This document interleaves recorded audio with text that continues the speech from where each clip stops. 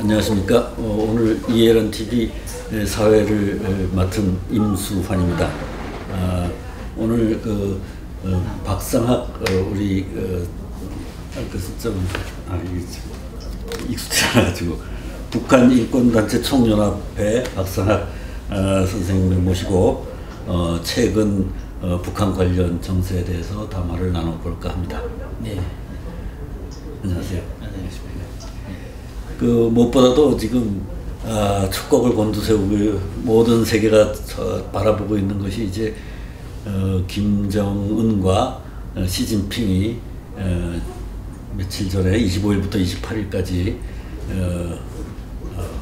회담을 하고 중국의 또 북한의 그 뉴스 미디어에 그 회담 결과가 많이 보도되고 한 문제에 대해서 말씀을 나눠보도록 해보겠습니다. 무엇보다도 이 두 독재자가 만난 거기 때문에 그 사람들의 보도 내용을 우리가 다 믿을 수도 없고 그래서 이걸 어떻게 해석해야 될지 참 여러 사람들이 여러 가지 짐작을 할 수밖에 없는 이런 부분이 있습니다만 그래도 그 분야에 대해서 북한에서 직접 체험도 해보셨고 또 한국에 와서 계속 북한 인권운동을 해보신 그러한 식견을 가지고 우리 박 선생님 말씀을 한번 들어보도록 해보겠습니다.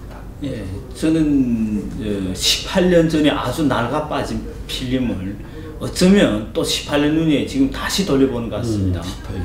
2000년도에 김대중, 김정일, 김정은이 아버지였죠. 김정은이 급작스러운 그 만남 직전에 그때 당시 김정일이 중국에 찾아가서 그때 당시 중국 그 주석을 이제 만났는데 공산당 초기 장쩌민이라는 총서기를 만났거든요. 이제 94년 7월에 김일성이 갑자기 돌연 이제 사망했고요. 그 이후에 93년 4년부터 북한의 소위 말하는 고난의 행군이 시작됐습니다. 한 5, 6년 기간에 많게는 300만, 작게는 한 100만, 150만씩 그 극심한 기아로 사람들 굶겨 죽었는데 총 한 방 안 쏘고 인민의 위대한 어버이고 지도자라는 놈들이 자기 국민을 평화 시기에 300만 가까이 굶겨 죽였거든요. 잔액. 그래서 김정일이 엄청난 국제적인 그런 이제 고립 속에서 불과 좀 그때 당시 97년에는 주체사상이라는 이데올로기 만든 체제의 이데올로기를 만든 항장엽 선생까지 남한에 왔으니까 그때 완전 북한이 포화 상태였죠. 금방 무너지기 직전이었는데 그러다가 이제 98년도에 김대중 정권이 들어섰습니다. 이걸 이제 재생의 기회를 이제 삼은 거죠.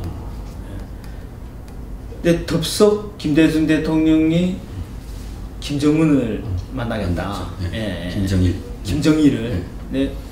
왜 이런 18년 전에 낡은 필름을 그대로 지금 돌려보는 것 같다 이기면 그때도 김일성 죽은 이후에 만 6년 가까이 절대 중국도 한 번도 안 갔고 운동하고 있었습니다. 김정일 자체가.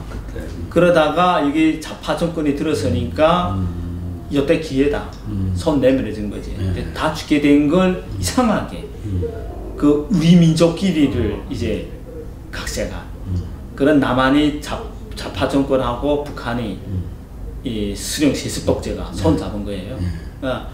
그대로 말씀드리면 전 김대중 대통령은 노벨상이 욕심난 거고 또 김정일은 이걸 잡고서 김대중을 잡고 남한 정권을 잡고 어떻게 하는 국제사회 체제라든가 그런 엄청난 경제적 위기로부터 이제 탈피하려고 한 거죠. 그러니까 남과 북의 위정자들이 우리 전체 이제 7천만 국민을 속이고 그런 위대한 거대한 쇼를 했는데 그때 당시 김대중 대통령이 와서 뭘 했습니까? 이제는 우리 대한민국의 완전한 평화가 도래했다. 북한은 핵을 만들 능력도 없고 핵을 가질 의사도 없다. 생쇼 사기지. 근데 그 말을 어디로 18년 만에 또 해요. 김정은이 3대가 그런 협작을 수령의 유인이라면서 한반도의 비핵화 맞습니다. 수령인데. 근데 그게 북한의 비핵화라든가 김정은의 비핵화가 아니고 한반도 비핵화입니다. 우리 한반도 대한민국도. 그 무슨 소리냐? 미국은 세계 최대의 핵보유 국가입니다. 처음으로 핵무기를 실전으로 사용해봤던 국가고, 그런 국가의 군대가 핵을 세계 최대로 보유하고 있는 그 군대가 지금 대한민국에 3만 명 주둔해 있습니다.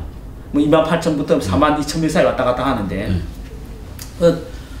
그러니까 아니 미국 군대가 핵 보유하고 있으니 당연히 미군이 여기 들어왔으니까 남한도 핵이 있다는 거예요. 미군이 있는 날. 다시 말하면 한반도 비핵화라 미군 철수를 얘기하는 겁니다. 한반도에서. 예. 자기네도 그러면 핵을 그럼 내려놓겠다. 그럼 미군 철수해야 돼. 미군 철수하면 우리 핵 내려놓겠다. 이 간단히 말하면 한반도 비핵화는 뭐야? 주한미군 철수, 그 다음에 김정은의 핵 동결이거든. 핵 폐기도 아닙니다. 그런 얘기를 또 했습니다. 예. 이거 우리 대한민국 우리 한민족이 어째 이렇게 특히 북한 2천만 명이 얼마나 운도 나쁜지, 또 김정은이 좀 망해 갈까 하니까 또 이 남한의 대한민국에 좌파 정권이 들어서 갔고요. 예. 그 실향민 아드님이 어떻게 좀 뭐 대통령 되더니, 예. 북한의 2천만 수령의 폭정에서 희생당하는 피해자 2천만 북한 인민을 편에서야 되는데 그 가해자 독재자의 편에 서서 김정은 3대 세습 수령 독재를 옹호하고 비하하다 못해 그 살려주기 위해서, 예? 지금 그래서 어제 그제 무슨 짓을 했느냐? 우리가 가서 무슨 뭐 정우영 안보실장 비롯해가지고 서훈 국정원장이라 이제 국정원이라는 사람이 그 우리 주석인 김정은 저기 수령 독재 집단에 보낸 남한 간첩이나 잡고, 김정은을 제일 견제해야 될 사람이 김정은 앞에 가가지고 교시를 받아줬고, 예. 그렇게 하고 김정은이 대변인 역할을 하면서 중국에 가서 김정은이 이러더라. 미국이 우리 동맹국인데 미국에 가서 김정은이 이렇게 말씀하시더라. 이게 우리 국민이 지금 다 눈 감고 있습니다. 이게, 예. 말도 안 되는 지금 사태가 민족 공멸의 그런 엄청난 그런 위선이 지금 거짓과 위선이 지금 우리 앞에 지금 이제 펼쳐지고 있는 어제 그제도 뭐라 했습니까? 중국 공산당은 등소평 이래에 공산당이 일단 독재지만은 그래도 당의 집단 지도 체제로 갔습니다. 당 안에서는 그래도 어떻게 형식상 민주주의가 이제 보장됐거든. 집단 지도로 가는 걸. 공산당 일단 독재가 지금은 일개인이 독재로 이제 바뀌었거든요.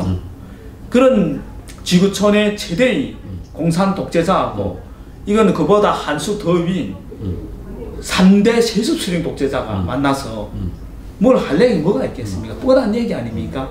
뭐 북한의 핵을 폐기해. 예. 또 공모공조해서, 예. 중국 공산당이 일당 독재라든가 자기 이런 독재를 유지하기 위해서도 저 아기 김정은이 이제 필요하다고 이제 생각하고 있거든요. 우리가 지금 거대한 위선에 지금 솟고 있습니다.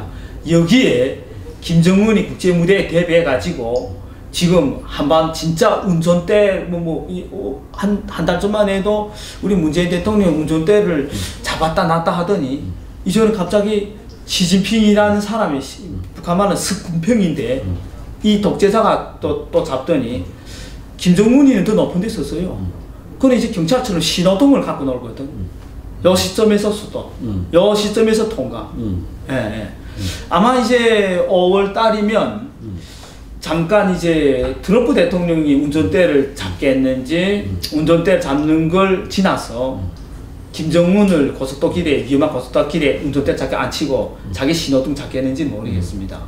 예. 지금 솔직히 이 위삼평화, 김정은이 평양 공세에 의해서 우리 문재인 대통령이 뭐 민족 공조가 또는 민족을 위한 그런 이제 북한의 비핵화가 아니고 이거 어쩌면은 김정은이 덫에 걸려서 아니면 공모해서 그러니까 미국의 유력 언론에서도 이렇게 얘기했거든요. 문재인 대통령을 어떻게 평가했냐면은 아주 영리하고 훌륭한 외교관이 아니면 책략가 아니면은 공산주의자다. 둘 중에 하나다. 아마 국민들께서 이제 답이 거의 나올 때라고 봅니다. 네. 그 98년 김대중 정부가 들어서서 하는 행동하고 지금 2018년 문재인 정부가 하는 행동하고 이렇게 비교를 해주시니까 아주 뭔가 그림이 이렇게 딱 떠오르는 것 같은데요. 네. 그 김대중 정부가 들어서기 전에도 그때도 핵 문제로 북한이 그 굉장히 그 제재를 받고 할 때였는데 그걸 풀어 나오는 과정을 김대중 정부와 정상회담을 하면서 그걸 탈출해 나오는 그 과정하고 이렇게 비교를 해주셨습니다. 그때는 그 고난 행보 때 저는 평양에 있었죠. 평양에서 그걸 겪으셨군요. 근데 저는 그건 전혀 모르고 98년도에는 만나 2000년도를 만났으니까 6월 달인가 만나지 않았습니까? 6월 15일 날.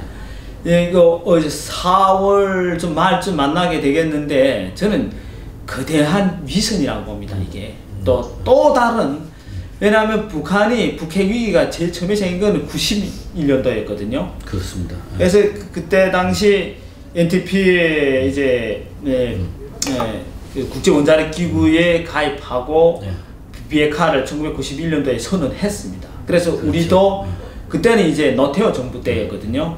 그래서 우리도 주한미군이 갖고 있는 전술핵도 다 철거하고요. 그랬었죠. 그러면은 실제 지금 25년 동안 소개했던 정확한 28년 동안 지금 북한의 저 3대 부자로부터 속 키우고 끌려다니고 여기까지 왔습니다. 이제는. 그 기간에 91년부터 28년 기간 지금 위조 국제 그 위조 합의서를 8번 썼습니다. 8번 속했거든요. 이번에 또 만들면 9번째 또 속는 거겠지요. 근데 그러니까 이제 속아주고 싶어 하는 사람들이 또 있으니까. 그렇죠. 평화를 어떤 일이든 전쟁만은 안 된다. 평화를 내세우고 정쟁 공포증을 국민에게 주입시켜서 무슨 짓이라든지 독재자에게 원자탄을 쥐어주든지 실제 무서운 일인데 아마 5월이면은 이제 이 위선이 장막이 끝납니다. 저 생각은 이제 마지막에 이제 결론은 트럼프 대통령이 내리는 거니까 미국에서 그 두 가지 중에 하나입니다. 50% 그렇게 지금 하고 있고요. 제가 존 볼튼이라는 분을 지난 기간 미국에서 2번 만났습니다. 2005년도도 만나고 2007년도도 만났고요. 그 사람을 지금 NSC 우리 제말 정무용 안보실 실장 자리에 앉혔거든요. 국가안보보좌관이니까. 근데 이분이 대북 정책대로 가면 어떤 일이 벌어지느냐, 분명히 속히는 건 안다. 또 이번에도 위선이다.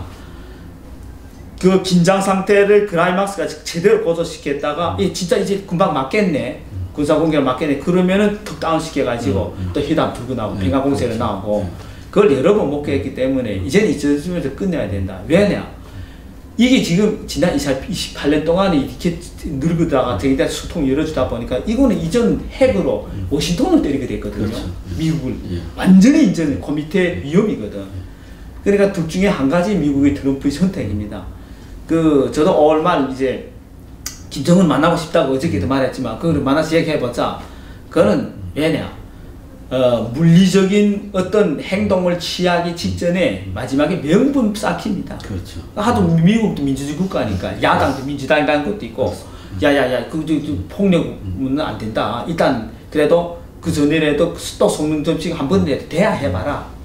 그리고 안보리의 다른 이제 상임이사국한테 그렇죠. 국제사회 문제 우리가 이만큼 양보를 해줬고 다 응해줬다. 대학까지 했다. 다 해줬다. 근데 또 25년, 28년처럼 8번 치던 이번에 9번째 또 그지만 치료한다. 그렇죠. 이거는 더는 안 된다. 그런 거 이제 명분 쌓기거든. 내부진에서도 다 압니다.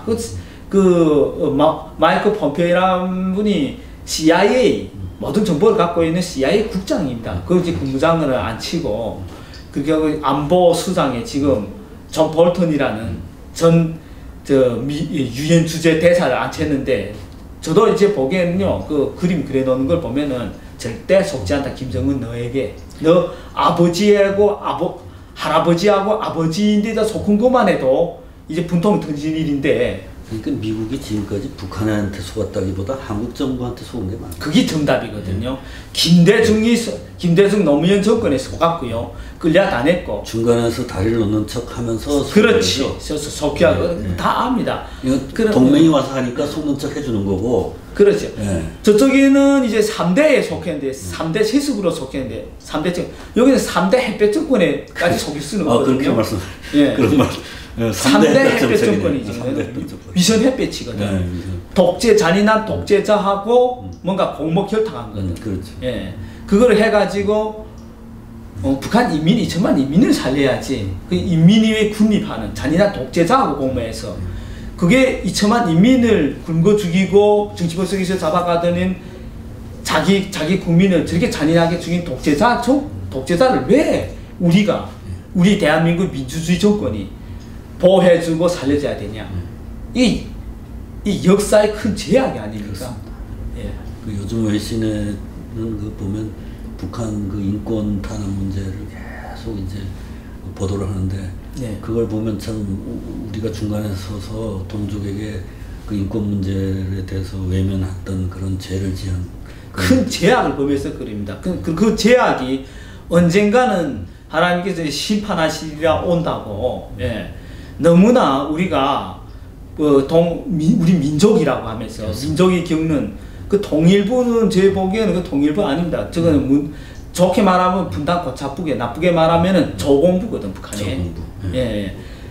저는 통일부 자체를 없애야 됩니다. 예. 그 독재자 앞에 가서 독재자에게 그 김여정이라든가 우리 대한민국 천하나 폭지만 주의였던 최주적이었던 핵심명 김영철이 같은 자를 접대비로 쓰는 것만 31억 4천만 원이니까 5천만 원 썼습니다. 북한 인권단체에다가 다 만 원짜리 한 푼도 안 주던 통일부가. 예, 엄청난 역사적 우리 민족 앞에, 인류 앞에 엄청난 제약을 범하는 일이죠. 네, 맞습니다. 자, 오늘 그러면 북경에서 있었던 김정은 시진핑 회담을 북한 인권이라는 관점에서 이렇게 한번 우리가 같이 분석을 해보았습니다. 다음에 또 뵙겠습니다.